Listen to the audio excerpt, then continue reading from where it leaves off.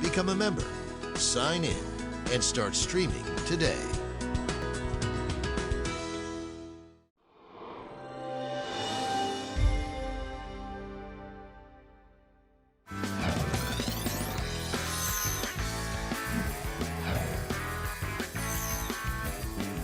Hi, everyone. Welcome to the December 18th, 2020 edition of Colorado Inside Out. I'm your host, Dominic Gazzuti. Thank you so much for joining us. Let's get right to it. An 8-hour Colorado legislative hearing took place Tuesday to investigate allegations of voter fraud during the 2020 elections.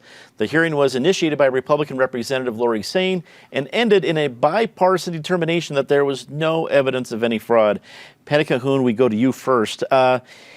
You had this hearing seemingly coming out of nowhere. There wasn't a hue and cry from Coloradans wondering if we had election fraud in Colorado, yet we had this hearing and other headlines regarding voter fraud, or really the absence of it.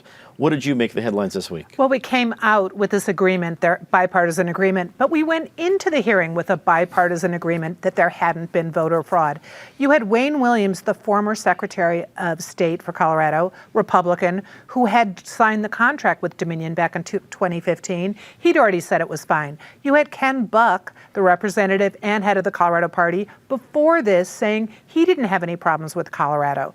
But meanwhile, Lori Sane still has to hold this 8-hour hearing that at least got to bring in Jenna Ellis, who we all have suddenly learned was fired by the Weld County DA's office because she'd done a horrible job. So it had everything. And let's not forget, Dominion Voting Systems is headquartered in the old spaghetti factory.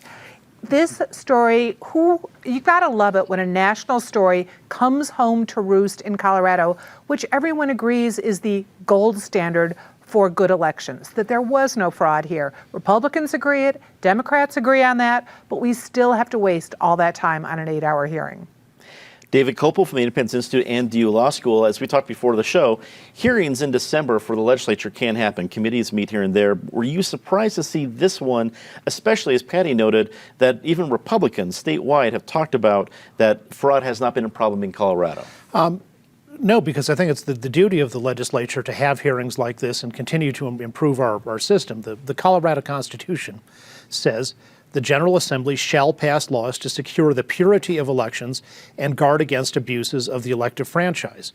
So in this time when there are a lot of concerns about abuses of the elective franchise, I think it's fine for the legislature to have a Colorado-specific hearing and come up with, I think, the answer that Patty and other people expected, that there wasn't a problem this year in Colorado. Obviously, Trump's margin of defeat was so large in Colorado, there's no amount of shenanigans that could have made any difference. But the fact that our elections are clean in general doesn't mean there's no room for improvement, because some elections are decided by fewer than 100 votes, so even a little fraud could change the result. And as Joey wrote in an excellent article for Colorado Politics, the Secretary of State Ellis made a big mistake in the Secretary of State made a big mistake in sending out please register to vote postcards to dead people and non-citizens.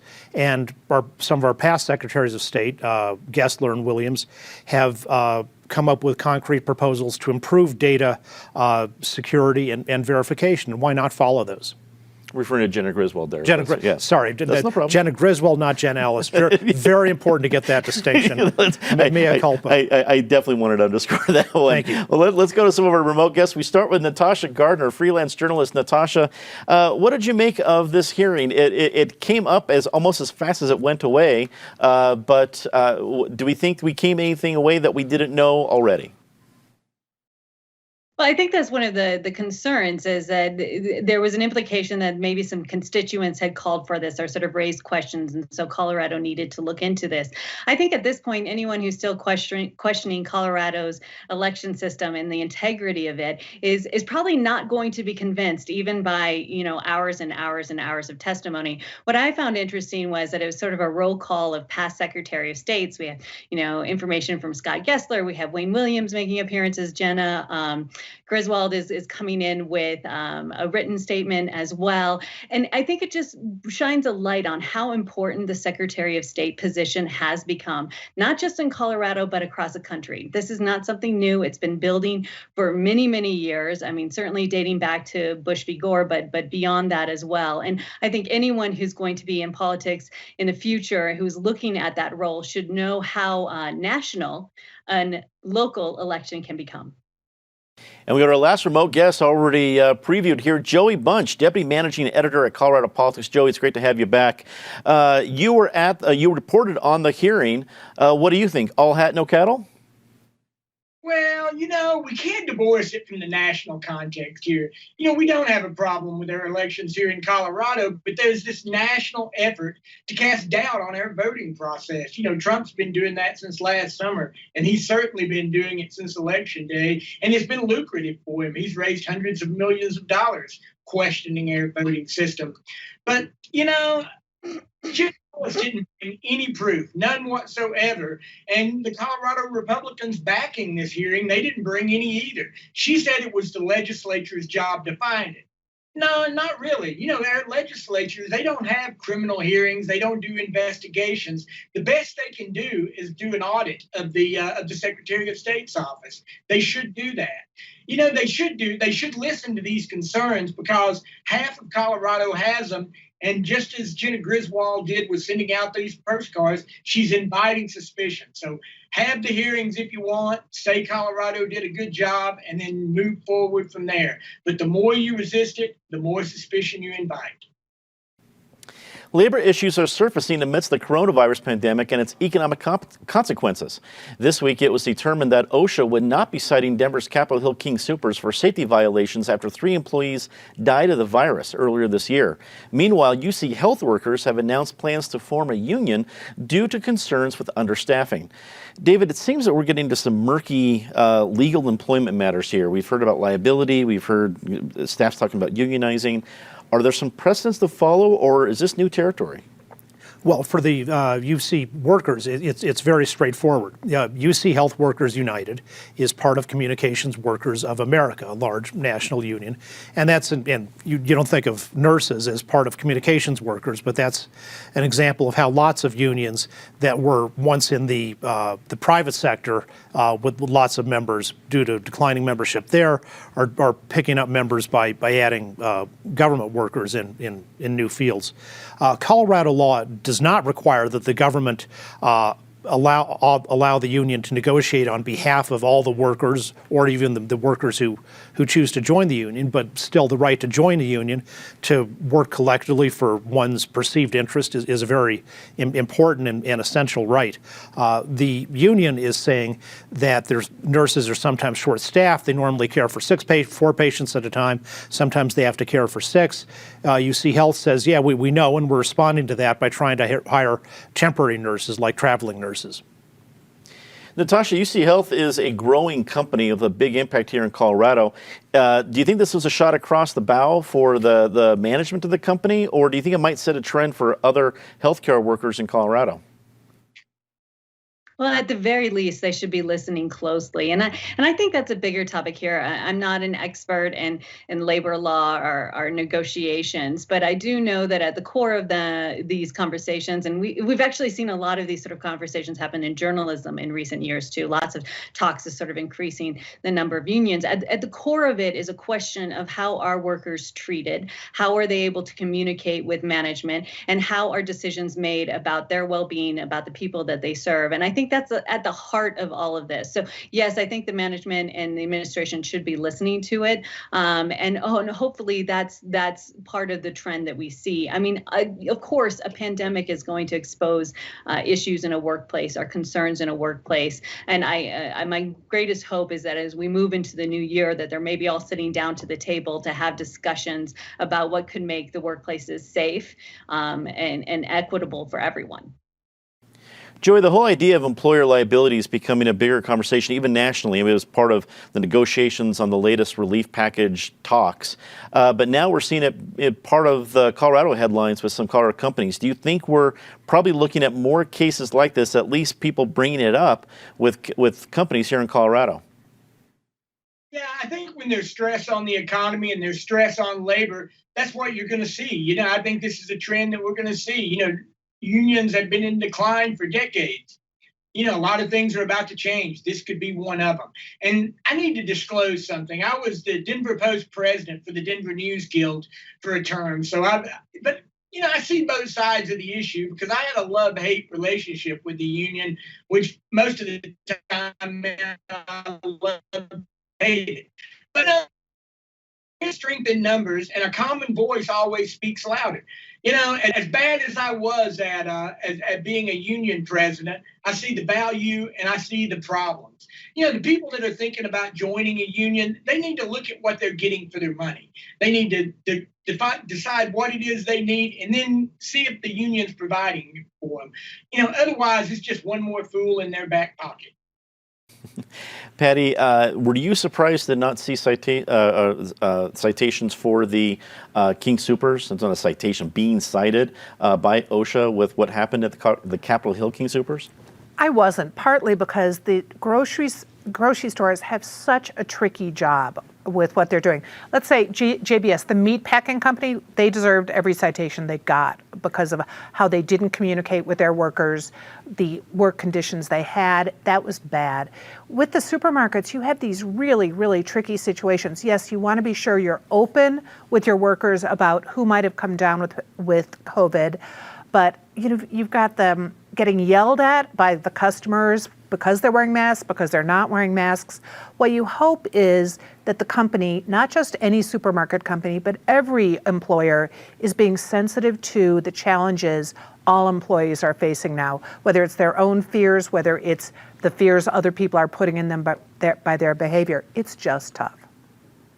The ramifications of remote learning and various different policies being in place on the October count day are coming to light for school districts in Colorado. School districts across the state are facing significant cuts to their budget as enrollment has dropped by 30,000 students, the biggest drop Colorado has seen since 1988.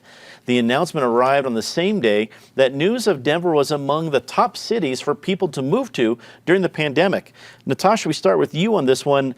30,000 students is a huge drop, especially considering that more people moved to Colorado and seemingly would bring their kids with them during this in 2020. How do you think schools go from here? That is more than $1 million question. That's a several $1 million, billion, perhaps $1 trillion question. The question is where did the children go? We've known for months that this was probably we were going to probably see enrollment decreases across the district, but it's also across the country. This is not something unique to either Colorado or to the Denver public school system. Now we're starting to understand a little bit more about where they've gone and what grade levels were most affected. We're seeing a lot with preschool, are the pre-K and kindergarten, people deciding to sort of redshirt their kindergartners and maybe bringing them back in the following year where it might be more safe. But ultimately, all this tells us is that there are numbers, and that means there's going to be less money in our school. It doesn't give us information on how to make up for that money, how to reach out to those students who have not shown up in the system yet, and nor does it do anything for planning for 2021 and beyond. Denver Public Schools, Colorado schools, nationally, our schools is going to be a major, major topic during our recovery efforts next year. Joey, do you think the legislators next year in the session are going to do something about this, and can they? Well, there's not a lot that they can do, but they're certainly thinking about it. I was having this conversation with Chris Holbert the other day. He's the Senate minority leader, the leader of the Republicans in the upper chamber. And, he put it very well. He said, with crisis comes opportunity, and we've certainly got a mighty big crisis, but, we're going to be doing all kinds of things differently. And I'm confident that education is going to be one of the leading things that we do differently. I mean, I never would imagine that my basement would turn into a TV studio, but here we are. We're all working at home more and we're going out less. So I don't think education should be any different. It's just a matter of how we get there. Money is the $65,000 question. if only $65,000. And schools were underfunded before. I don't know where we're going to get this, but I guarantee you broadband internet and education are going to be the two biggest or among the two biggest issues in the upcoming legislative session that begins January 13th. Our legislative preview is coming up in Colorado politics next week, so check it out. Patty, if officials were having problems saying how serious October count day is, I think this can become their PSA announcement because clearly it made a big impact. How do you think officials respond? Well, the only good thing about this is everybody is literally in the same boat because the problem is nationwide, as Natasha pointed out. So you would hope on a federal level they start thinking maybe how they can adjust it for the count. In Colorado, they'll have to face it. The fact that people are moving here is no surprise. Colorado's been one of the top places for people to move pre-pandemic. So that's already stressing a system. But DPS has more problems than just money, as we know. We have the leadership issue, the looking for the new superintendent issue. We have complaints. We just ran a piece this week about the teachers who are teaching online and getting not enough support at all. No instruction, no training. So we have other problems before we get to funding, what's going to happen with the funding when the legislature meets.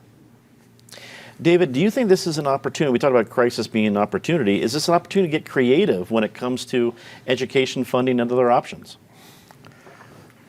I suppose creativity in the sense that the lobbies are going to say, well, we have a formula for funding schools based on how many students you have, but now that doesn't work for us well, we want to have a different formula. The drop in 88 was because more people were leaving the state than coming, and that's obviously not the situation now. But it's as with anything, when a enterprise cuts its services drastically, lots of customers leave. And online learning has been a great thing for lots of students, and I hope public schools continue it to have it as an option. But for lots, it's no learning at all, and that's particularly true for lots of younger kids. So it's no wonder that families are opting out and doing the education at home themselves or finding some other providers who will. The city of Denver is defending itself in a federal suit brought by a group of 10 people in Denver experiencing homelessness and the organization Denver Homeless Out Loud. The plaintiffs claim the homeless sweeps conducted by the city are inhumane, disorganized, and against CDC pandemic guidelines. Joey, we've already seen the city of Denver win a significant case when it came to the camping ban. Does this one feel much different? No, it doesn't. It seems like, we're fighting this battle over and over. It's such a Sisyphean task that we're always rolling this stone uphill. But, it's the season and there's no room at the end. And I think if Denver was Bethlehem, they would sweep the manger. This is a vexing problem and there's just no easy solution. You're right. City voters made it clear how they feel about it last year when they voted on the urban camping ban. So politically, I just don't know what Denver does except, take up sides against their own voters. So we'll let the courts do it. The biggest problem we have is neither side is willing to give up ground and compromise. And when you don't compromise, you have gridlock. And gridlock doesn't get anybody off the streets. Having Joey on the program is like having someone just drop little nuggets of gold. And if you missed it, if Denver was Bethlehem, they would sweep the manger. Just gold, Joey. Well done. Patty, is this well-trod area for Denver that they don't have to worry about this one, or is this different? Well, let's say if Denver were Bethlehem, maybe we would have 3 wise men coming here and telling us what to do, because clearly Denver doesn't know yet. You may remember the reason the 300 went down is because the campaign said we can do better, the anti-ordinance campaign. Well, have we seen better? Back in April, there was the plan to come up with safe camping sites. The city got behind it. City hasn't come up with a site. We have 2 that have opened so far because service providers have worked with churches to open safe camping sites. So far, now we're 2 weeks into it, they seem to be doing well. One was right across the street from where there was a sweep. And 32 of the people who moved into this site out of 40 were from that encampment. So they were choosing to move into the safe camping site. It's a start, but it is not the solution. We are still in the doghouse, not the manger. David, clearly we're not part of the different legal discussions. I know there's a lot of details here, but from what you can see from the outside looking in, does this case feel much different, or is this kind of the same thing we've been hearing as cases against the city? It seems like a case that doesn't have much to it in a legal sense. One of the claims is that Denver didn't go along with guidance from the Centers for Disease Control. Denver says it did, but it doesn't matter legally. Guidance is just guidance. It has no legal force. So there's no legal violation if you decide I'm going to do the opposite of what the CDC guidance says. And then they say there's a Fourth Amendment violation. The Fourth Amendment prohibits unreasonable searches and seizures because people were removed from illegal encampments. Well, being kicked out of a place where you were trespassing and don't have the right to be is not a violation of the Fourth Amendment. Natasha, we go to you to wrap it up for us. It sounds like Denver's still going to have more lawsuits to battle as we get into next year. Yeah, I'd love to be able to wrap it up. Wouldn't that be a nice end to 2020 if we could solve the question of the unhoused and how to humanely address this issue in Denver? But I think therein lies part of the problem is that almost every week this could be a topic on the show, certainly has been many, many weeks. And part of the problem, I think, is that we just don't, as a city, turn straight towards the topic and really look at how we deal with it. Now, I'm not sure there is a humane way to move someone from one place to another. Certainly there are concerns on all sides of the topic, but in 2021, I'll be interested to see if we can turn a new page in this conversation or if it will be more of the same. And too often these conversations just end up in courts where we might get guidance, but not total clarity on what we should do to move forward. Well, it is time for our very favorite part of the show, Disgrace of the Week. As always, Ms. Calhoun, please start us off. Well, this month marks the 50th anniversary of the Environmental Protection Agency, which is an amazing accomplishment that no one's been really talking about because there are other things to talk about. In the meantime, of course, over the last 4 years, we've seen a major dismantling of environmental agencies around the country, thanks to Donald Trump. Our own David Bernhardt, head of the Interior, William Perry Penley, and now it looks like we actually have a great person coming in. Deb Haaland from New Mexico is going to be the head of the Interior Department. So maybe a long-term disgrace is going to turn around. David. What looks like to be the impending cancellation of high school winter and spring sports. Physical health is really important, and physical health also plays a big role in mental health. And for a lot of high school athletes, their team sports are really, really important and important to their long-term success and health on every possible level. Natasha, we go to you for your Disgrace of the Week.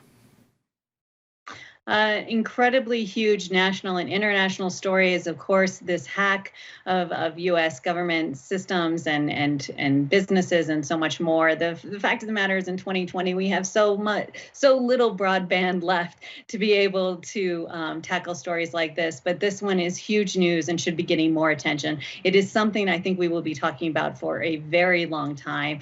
And I just look forward to a day when we have enough time to focus on more stories beyond COVID in our city and in our country. Joey Bunch, what's your Disgrace of the Week? Twice in the last month, people have come to the Colorado Capitol knowing they had been exposed to COVID-19. You know, there's two kinds of reckless. There's the kind that's foolish, and there's the kind that'll send you to hell. That kind is both. You're here. Time to say something nice about somebody. You can almost make it the holiday edition. It's not quite, the official holiday show, but you can put in whatever you like. Patty, go first. Something nice about independent monitor Nick Mitchell. First of all, he was nice enough to announce he was leaving before we taped this show, so we could be timely. He has done a great job as the independent monitor. He just turned out that huge report on the protests and how the response had been of the protests. He's going to LA for a new challenging job, but he has done a great job in Colorado. And that's a key point for all the big Colorado officials out there, city or state. If you want to stay on Patty Calhoun's nice list this time of year, announce any big news right around Friday at 10 a.m. or 11 a.m., definitely before noon. The big news at 2 p.m. does us no good in this show. So, just a note to the wise. David, you're say something nice. Well, I guess Independence Institute complied with the Calhoun-Dezzutti rule because this morning the Independence Institute announced a major expansion of our School Choice for Kids website, which has always been there to help families choose the right school for their children's particular needs. But the site now has a big expansion of enrichment activities, all huge amounts of links for every level of education, for math, science, social studies, history, on and on and on, and great resources if you're homeschooling or if you're in some kind of learning pod, or if you're a professional educator in a traditional setting, lots of resources for you to use there too. Natasha, it's your turn for Say Something Nice. I'm going to try to fit two in real quick. First, to Mackenzie Scott, who announced a donation of $20 million to Mile High United Way. I can't imagine how excited that organization is to get a boost of cash like this in a year like we've had. But in addition to the pharmacists who managed to squeeze extra doses out of the vaccine bottles, every little bit counts this year. And I just want to say kudos to them for doing their job extraordinarily well. I saw a great Twitter post saying that was one of the greatest Hanukkah miracles to come out of this year, actually getting more doses of the vaccine. That was pretty cool to see. Joey Bunch, yours Say Something Nice. Well, Patty brought her up earlier, Representative Deb Haaland, who's Joe Biden's nominee for Interior Secretary. She could be the first Native American and only the second woman to hold that post, joining Colorado's Gail Norton. Well, and I want to say something nice about an important person around here. If you enjoy all of our Time Machine episodes, the person who is most responsible for them, my partner in crime producing those, is Larry Patchett. He just celebrated a big birthday yesterday, Larimus, as he likes to call it. Larry, happy birthday, and thanks again for being here for this show. And before we go, two important reminders. One, year-end giving is critical to nonprofits like PBS 12. With the new tax law change, you can deduct up to $300 of charitable giving this year. You can make your gift before December 31st and qualify to have it doubled with a match of up to $10,000 from the Evergreen Foundation. You can go to pbs12.org/donate for details. It's a great way to really maximize your impact here at PBS 12. Also, this is our last regular taping for the year. Next Friday, Christmas Day, we will have our special year in review show looking back at the dumpster fire that was 2020.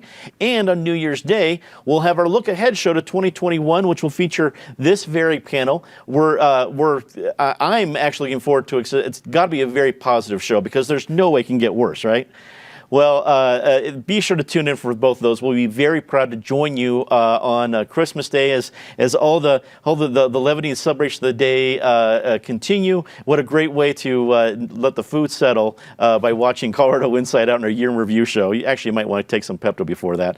And then, of course, we'll be there on New Year's Day. For everybody here at PBS 12, thank you so much for watching. I'm Dominic Dezzutti. Good night.